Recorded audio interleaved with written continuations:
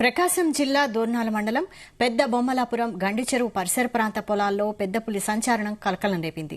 గత రాత్రి పంట పొలాలకు కాపలా వెళ్లిన రైతులకు పెద్దపులి కనిపించడంతో అటవీశాఖ అధికారులకు సమాచారం అందించారు.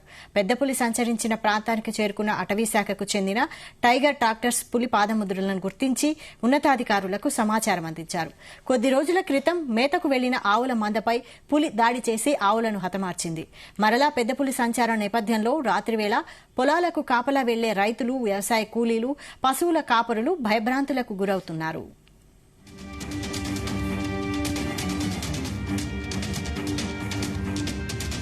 కావున మేము ఇక్కడ పెద్దపులి తిరుగుతుంది ఈ దారమటి, కావున మాకు భయప్రాంతమవుతున్నాం కావున మేము ఇప్పుడు ఈ పందులు రాకుండానేమో పందుల పోడు వచ్చేనేమో ఆ పెద్దపులి భయంతో మేము రాలేకపోతున్నాము.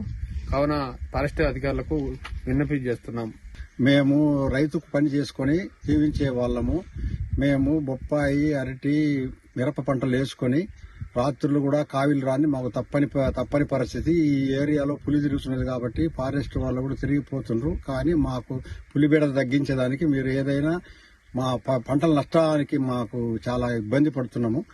రాత్రులు కూడా మామూలుగా 2-3 మామూలుగా ఇక్కడ ఆవులను కూడా తిని తిరుగుతున్నది ఇక్కడనే ఉంటుంది కాబట్టి మాకు పెద్దగా భయంగా ఉంది కాబట్టి